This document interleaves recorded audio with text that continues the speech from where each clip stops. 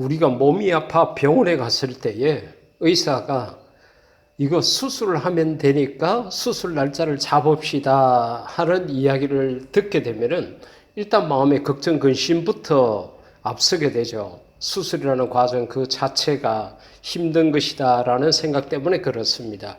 하지만은 만약에 의사가 이거는 수술도 안 됩니다. 수술해도 고칠 수가 없습니다. 이런 이야기를 들었다 그러면 우리는 어떻게 될까요? 거의 절망적인 실망, 좌절, 불안 이런 것들이 우리의 마음속에 생겨날 수 있겠죠. 수술을 하자는 것은 고쳐서 다시 건강을 얻을 수 있습니다라는 그런 복음과도 같은 그런 표현이지 않습니까? 하나님께서도 성경 가운데 보면은 다시 사람을 고쳐서 하나님의 일꾼으로 사용하는 경우가 있는가 하면은 엘리 제사장의 경우처럼 그냥 그것으로 끝을 내는 경우가 있습니다. 다시 말하면 우리가 가정에서 생긴 쓰레기를 버릴 때에 재활용할 수 있는 것, 그리고 재활용도 안 되는 것, 재활용이 되지 않는 것을 쓰레기라고 만약에 그렇게 표현을 한다 그러면은 쓰레기통으로 들어가느냐, 재활용통으로 들어가느냐, 거기에 따라서 모든 것들이 다를 수 있습니다. 하나님께서는 우리를 수도 없이 재활용하셨음을 알 수가 있습니다. 요나서 1장 17절 가운데 보면은 하나님께서 요나를 수술해서 재활용하신 과정을 볼 수가 있습니다. 여호와께서 이미 큰 물고기를 예비하사 요나를 삼키게 하셨으므로 요나가 밤낮 3일을 물고기 뱃속에 있으니라. 그와 같이 이야기를 했습니다. 우리가 아는 대로 요나가 하나님으로부터 사명을 받았지만 그 사명을 뒤로 하고 자기의 생각대로 사명을 떠나서 엉뚱한 길로 도망을 갔습니다. 그러면은 하나님께서 야, 이 인간아, 너밖에 없는 줄 알아? 너보다 더 똑똑하고 너보다 더 지혜롭게 모든 일을 할 수 있는 사람이 많아. 이렇게 하고 요나를 쓰레기통으로 잡아넣고 요나를 다시 사용하지 않을 수도 있었지만은 하나님은 그렇게 하시지 않았습니다. 1장 17절에 조금 전에 읽어드린 말씀처럼 큰 물고기라는 그 수술 칼로 요나를 그야말로 수술을 합니다. 그래서 2장 4절 이하 말씀 가운데 보면은 요나가 그 수술 과정에서 당했던 그 과정을 이와 같이 표현을 합니다. 내가 주의 목전에서 쫓겨났을지라도 다시 주의 성전을 바라보겠나이다 하였나이다. 물이 나를 영혼까지 둘러싸우며. 여러분, 우리가 몸이 물속에 들어가게 되면은 그냥 우리 몸이 힘들잖아요. 그런데 요나가 얼마나 그 물고기 뱃속에서 힘들었던지 영혼까지 둘렀다고 표현을 했어요. 기품이 나를 에워싸고 바다 풀이 내 머리를 감쌌나이다. 바다 풀은 어디에 있습니까? 바다 물 위에 있는 것이 아니라 바다 바닥에 있습니다. 밑바닥까지 내려갔다는 이야기죠. 내가 산의 뿌리까지 내려가서오며 땅이 그 빗장으로 나를 오래도록 막아 싸우나. 그 수술 과정이 얼마나 요나에게 힘이 들고 고통으로 다가왔는지를 볼 수 있습니다. 그런데 결론적으로 요나는 이렇게 고백을 합니다. 나의 하나님 여호와여, 주께서 내 생명을 구덩이에서 건지셨나이다. 할렐루야. 생명을 구원시켜줬다. 나를 수술해서 하나님께서 나를 다시 살려주셨다. 그같이 고백을 한 거예요. 하나님께로부터 수술을 받은 요나가 새롭게 되어서 새 생명을 얻었다는 그런 이야기입니다.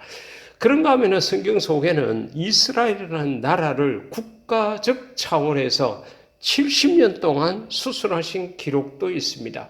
예레미야 25장 8절에서 11절까지 말씀입니다.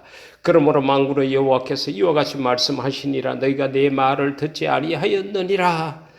오늘 우리들의 모습과도 비슷할 수가 있습니다. 우리가 하나님 말씀을 그렇게 잘 듣고 순종하는 그런 모습이 크게 많지는 않습니다.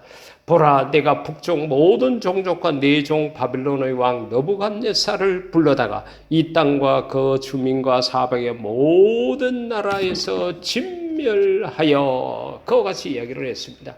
그러니까 하나님께서는 바벨론 왕, 그러니까 바벨론 성이 얼마나 큰가는 우리가 요한계시록에까지 기록되어 있는 것을 볼 수 있습니다. 세계 역사를 우리가 공부를 하다 보면은 그저 단순한 대국이 아니라 제국이라는 5개의 제국을 우리가 배우지 않았습니까? 그 가운데 하나가 바벨론 제국입니다. 그 바벨론을 제국으로 만든 주인공이 느부갓네살 왕입니다. 이 왕을 통해서 이스라엘을 70년 동안, 그래 11절 가운데 보면은 이런 표현이 있습니다. 이 모든 땅이 폐허가 되어 이스라엘 땅을 두고 하는 이야기입니다. 놀랄 일이 될 것이며, 그러니까 세상 모든 사람들이 이스라엘 백성들은 하나님의 자녀다. 하나님께서 저들을 지키시고 보호하시고 인도하고 계신다.